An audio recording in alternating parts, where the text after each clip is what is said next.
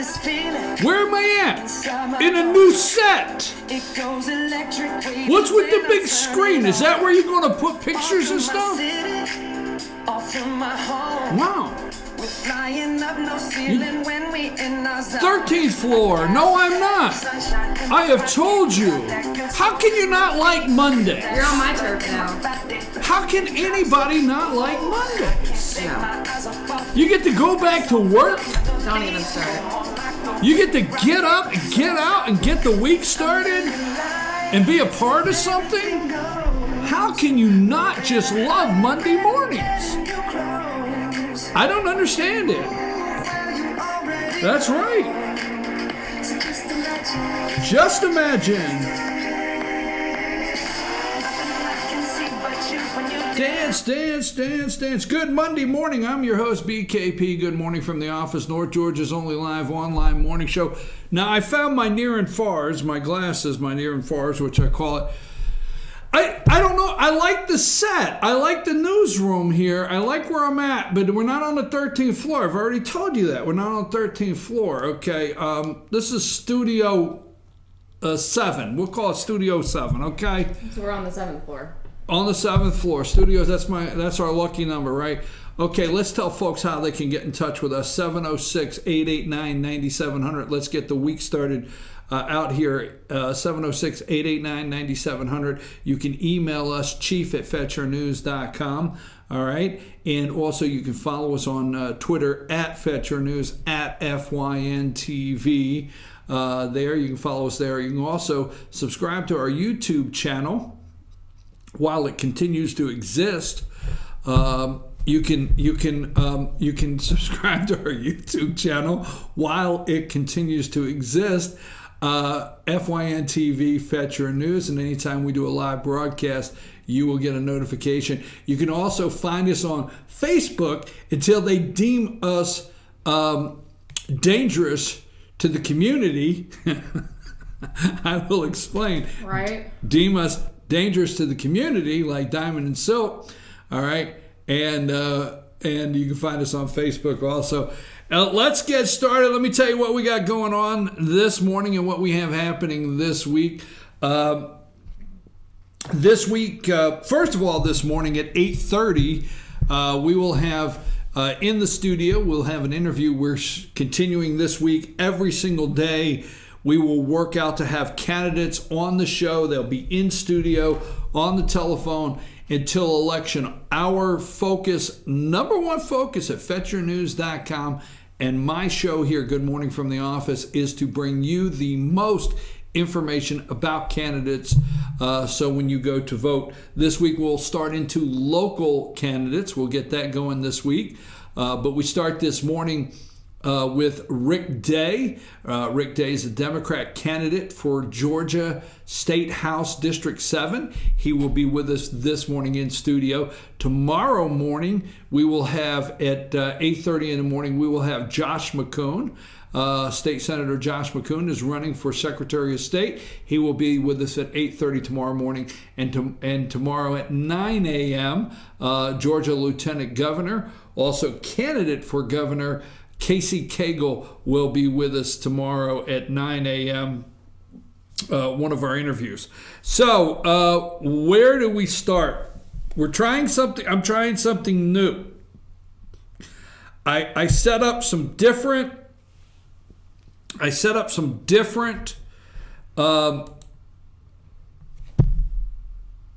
Google Sheets that I may be able to go to faster once I get the hang of it, Amanda.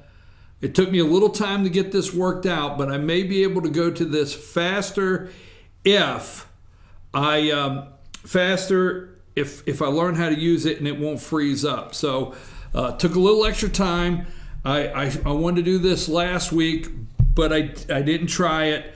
So I came in early and attempted to do something that in time may work a little faster. Now, border crossings. Let me just say this, okay? Let me get this out of the way so I can, if you feel this is a racist comment, I want it out of the way early in the morning. I don't think it is.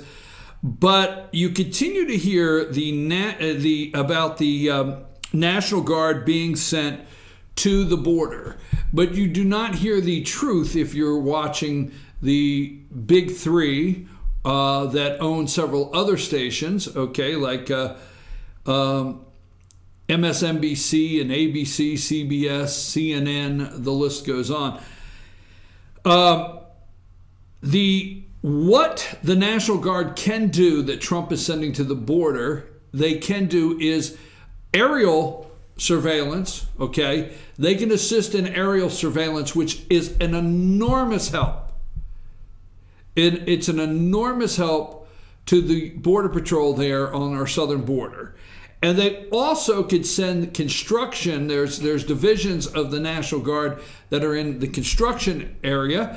And they specialize in construction. They can send them to start repairing border fence, any kind of barriers that need repaired, anything in the construction area that need repaired along the border. So it's an enormous, okay, you will hear the media will not come out and tell you truthfully how big of a benefit this is to the Border Patrol down there in helping.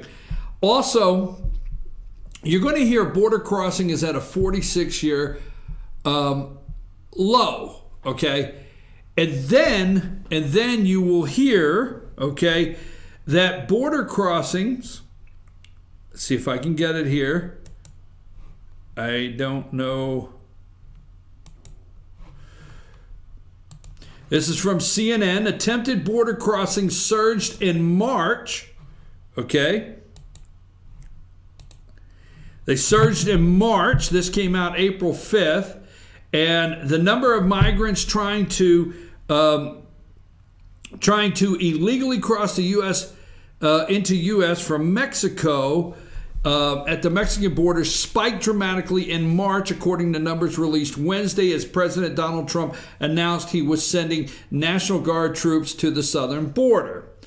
Okay, so what they will not tell you, and did not make all the morning shows, I want to get this out of the way, did not make all the morning shows, they will not tell you that they ran with 4 straight days of border crossings are down 46%, okay?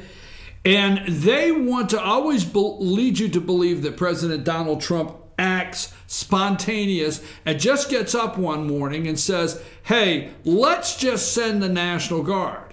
They want you to believe that President Donald Trump gets up one day and says on Easter Sunday, looks and says, hey, look at the caravan coming across Mexico, all right? And he makes all these sporadic moves, all right? It doesn't think anything through. This is the way they want to always frame your president. It's not true, okay?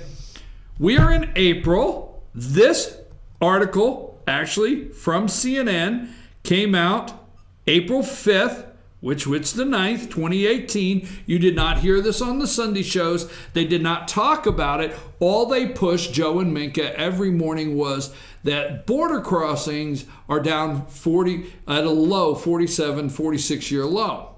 Okay? The truth is, every March, there's a major spike. Trump knows this. There's a major spike in attempted crossing the border. Now, I say jokingly, I mean, if Trump stops everybody from crossing the border, who's going to pick the lettuce, okay? You can get angry if you want. You can get mad if you want. We have to figure some of these things out in the country. What we should have is we should have an immigration plan in place to where seasonal workers could be coming to a border wall with a border office there, an office to come in, and people can fill out paperwork and say they want to work seasonally on the farms or whatever to harvest, you know, the cantaloupe, the watermelon for 4th of July, the tomatoes and the peaches and the strawberries or whatever, okay? That's serious. I'm being very serious. But no, we can't get that solved. So Trump is sending down there at a time when illegal border crossings have spiked. It takes a few months to determine if the spike turns into a full-blown surge similar to migrant crisis that occurred in 2014. But the increase marked a turn for the administration, which a year ago was touting historical lows, all right? So they're up. The number of people either caught trying to cross the southern border or rejected from admission increased 37% from February into March. All right? They're up. We're stopping them from coming across illegally. The president is sending the National Guard. Now, let's move on from that because it's one of the things that they will not tell you the truth on. Okay? Let me try. I'm going to try something else. Now, all weekend, the 5 shows, CNN, NBC, CBS, ABC, and even Fox, okay? Chinese tariffs, all right? Chinese tariffs. And the Chinese tariffs and the trade war, this is what you're hearing, Chinese tariffs, trade war. And what Trump has done to cause this, Trump's trade war, they keep bringing it up. President of the United States continues to try to tell you this war has been lost. It's not a trade war. We lost this war, okay? So what are the 2 major things that exported about every job we had in manufacturing out of this country? All right? China being welcomed into the World Trade Organization. Who did that? NAFTA. Who did that? Do you have that video? Let's play this video and see if the media, wait a minute, I watched all 4 of the shows, all 5 of the shows. Not one show went into the history and named what happened with the World Trade Organization and who let China in. Go ahead and roll that tape. This agreement is a good deal for America. Our products will gain better access to China's market in every sector from agriculture to telecommunications to automobiles. But China gains no new market access to the United States, nothing beyond what it already has. In fact, we'll gain tough new safeguards against surges of imports and maintain the strongest possible rules against dumping products that have hurt Americans in the past. We continue to have serious disagreements with China on human rights, on proliferation, and other issues. We'll continue to press our views and protect our interests. This deal will not change China or our relationship with China overnight. Bringing China into the WTO is a win-win decision. It will protect our prosperity, and it will promote the right kind of change in China. It is good for our farmers, for our manufacturers, and for our investors.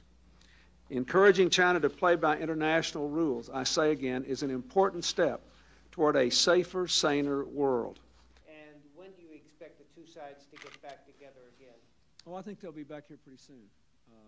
We're just trying to work out the precise. Folks, it's a win-win.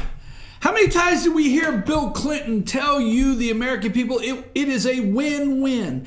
China being welcomed into the World Trade Organization, it's a win-win, Bill Clinton told you. NAFTA, which, let's be honest, was George H. Bush, okay?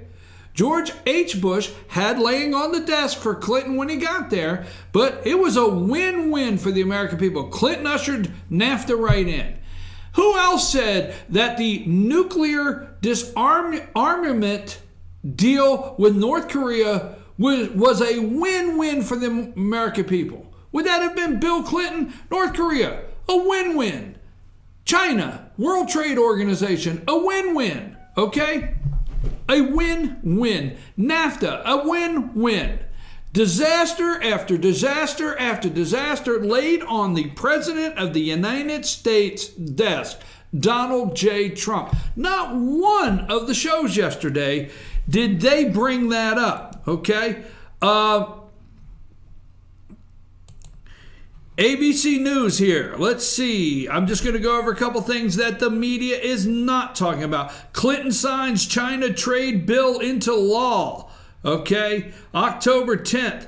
President Clinton today signed into law a historic bill granting permanent normal trade relations to China. He also dispatched his top trade negotiator for urgent talks, okay, in hope of settling disputes that threaten Beijing's World Trade Order bid. Approved by the U.S. Senate in September and the House of Representatives. Now, the U.S. Senate, the deep state, and the House of Representatives, you don't know, you figure out why they don't like Donald Trump. Approved by the U.S. Senate in September and the House of Representatives in May over stiff opposition from labor and human rights group, the legislation ends the 20-year-old annual ritual of reviewing China's trade status and guarantees Chinese goods the same low tariff access to U.S. market as products from nearly every other nation. Now, let me just say this. You keep hearing about intellectual properties. Now, once this deal was signed, all right, let me see what else I have here. There was another one I had up here. Hold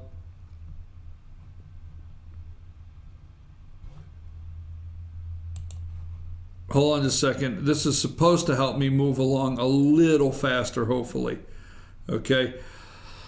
Waking the sleeping dragon, okay? Why does Donald Trump hammer Hillary Clinton on trade? In part because of Bill Clinton's last great legislative victory. On May 24th, 2000, Bill Clinton clinched what many believe would be the last great legislative victory of his presidency. That afternoon, the House of Representatives voted to award China permanent normal trade relations, effectively backing Beijing's long in the making bid to join the World Trade Organization. Now, we know about manipulating their currency. We understand that they manipulate it. You keep hearing, let me follow up on the theft of intellectual property. After this happened, okay, we had an enormous amount of companies that wanted to do business in China. Banks from all over the world. Now, let's not forget the Chinese country, China is a communist country, okay? The People's Liberation Army of China. I don't know who they are, but they're a communist country. Let's be clear on that, okay? Very clear. China is a communist country, all right?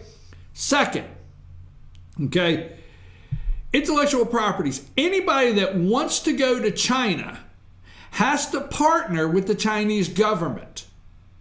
So if you want to open a McDonald's, all right, for some of you out there, you have to have a Chinese partner, a Chinese government partner in your organization. So I hate to say it, you know, they know the secret sauce, okay? They know the 11 herbs and spices in KFC that you and I don't even know. And that's my joke of the day. If banks want to open in China, they have to have a Chinese government partner, okay? Now, what happens if you have a corporation that you want to open in China? You have a corporation you want to open in China, okay? You have to have a Chinese partner. Now, what they do, the government puts in their partner for you in that business in China. Then that partner extracts all the intellectual properties out of your corporation. You can't say anything. They remove and they find out all of your secrets, everything about your company. They remove it and they push it over into a Chinese company which mirrors, mimics, and replicates your products. Done deal. They do it all the time, okay? One more thing. We got 8:20. There's a couple other things I want to go over before we start this, before we get to break and we get our first guest in here this morning. FBI director, okay? I'm so tired of hearing FBI director calls out, and this was on, this is not way back. This is Chris Wray, the FBI director. He calls out, he says, FBI Director Chris Wray said, there's no country that's even close to China when it comes to foreign espionage. No country even close.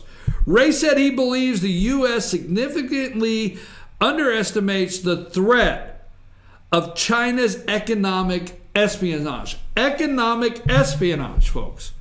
You're going to have to go with Donald Trump on this one, because he's not just starting a trade war. We have the FBI telling you that China's economic, there's not even anything close to the economic espionage. Stealing everything we have. Thank you, Bill Clinton. Maybe we'll go into how Bill Clinton let the Chinese in and gave them the green light to everything. Wray said he believes the U.S. significantly underestimates the economic espionage. China violated intellectual property rules more than any other country. Its activity is particularly responsible for a $600 million in U.S. economy, according to the report. Now, I don't have time to go totally into that, but not one show in the mornings is talking about anything Clinton did, okay? Real simple. NAFTA was signed. Trade, folks. Trade. Where did your jobs go? All right? Bill Clinton remarks on the signing of NAFTA Implementation Act, December 8, 1983. Bill Clinton remarks on the signing of the North American Free Trade Agreement Implementation Act, December 8, 1993. It was on Bill Clinton's desk. Bill Clinton signed it, put it in effect. But don't forget, George H. Bush put it on his desk. Okay? Now, China into the World Trade Organization. Okay? China became a member of the World Trade Organization on the 11th day of December 2001. Okay? Period. Bill Clinton was in the Oval Office. We have North Korea to deal with, NAFTA to deal with, China, and our trade imbalance and the theft of our intellectual property. It's all been laid on Donald Trump's desk. Now, Syria, we're looking at a gas attack, all right? I just want to say to you, Mr. President, I know Barack Obama let them cross the line in the sand. I understand that was laid on the desk. But Mr. President, I'm going to have to say we're serious concerned. It's now your line in the sand. All right, so that's one thing. Let me see what else I want to cover here quickly. Zuckerberg's going to Capitol Hill tomorrow to explain to people how. Mark Zuckerberg's going to Capitol Hill tomorrow to explain to people how his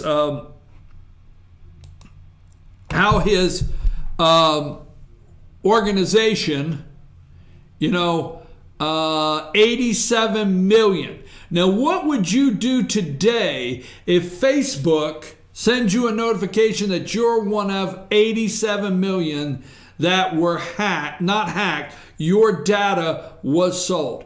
Guess what, folks? You are data, no matter who you are today. I can understand there's very small fraction that made it completely off the grid. But that being said, pretty much everybody in this country is data, all right? Couple things we're going to go over. You don't want to leave the show. We're going to be right here till 10, okay? put up a picture of Diamond and Silk. Diamond and Silk. I don't know if you know Diamond and Silk, but they have been deemed, I can't see, is that the one with Trump in it too? Yeah, but no. Now put up the one with President Trump.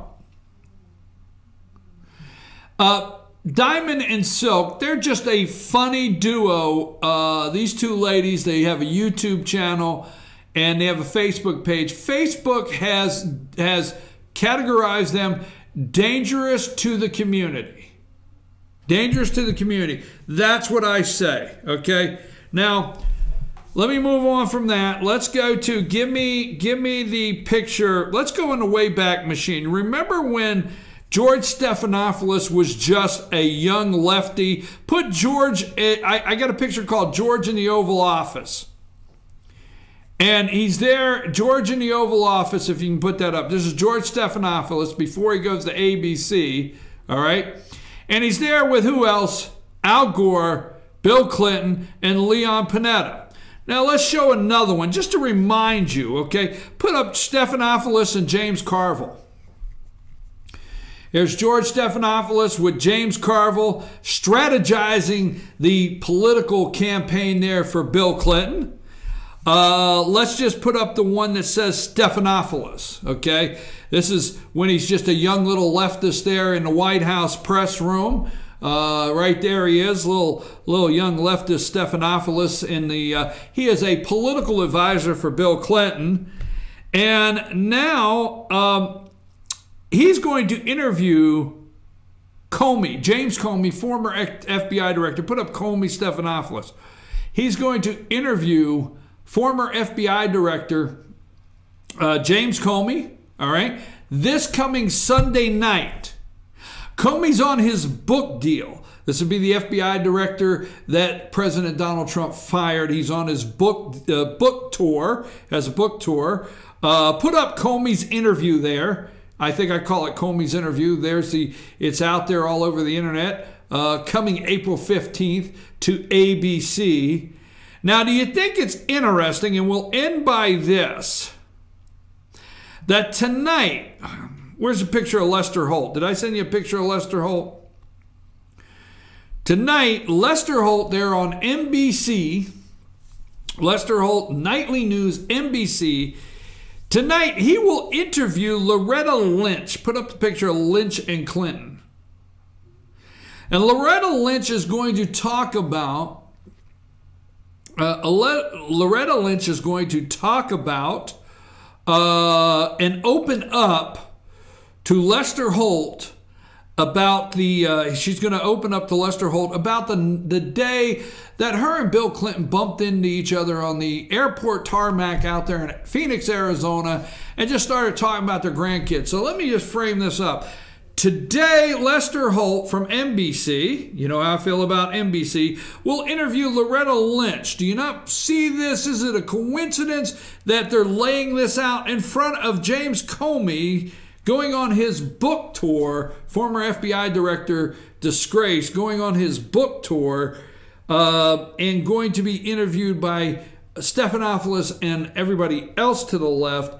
Do you not realize how they're setting this up? Just saying. Now, Scott Pruitt. Every show wanted rid of Scott Pruitt, and I've gone through that. We're going to talk about that around 9 o'clock. Do not leave. We have 2 hours. We're going to talk about Scott Pruitt. We're going to talk about more about Stephanopoulos. We're going to talk about, how about this guy, Senator John Kennedy? Put Senator John Kennedy up. He is the Louisiana senator from Louisiana, John Kennedy, okay? He was on one of the morning shows, and he said that guy could talk a dog off a meat wagon. You gotta love that. Talk a dog off the meat wagon. And by the way, the show, the movie that's out, Chappaquiddick, let's put up Mary Jo Kopechne. In my opinion, Mary Jo Kopechne was murdered by Ted Kennedy. That's my opinion. And we'll take a break. When we come back, we're going to have with us, Rick Day will be with us. He is the Democrat candidate for the Georgia House seat, District 7. So we're going to take a break and we'll be right back with our first guest of the day. Take us to break, Amanda.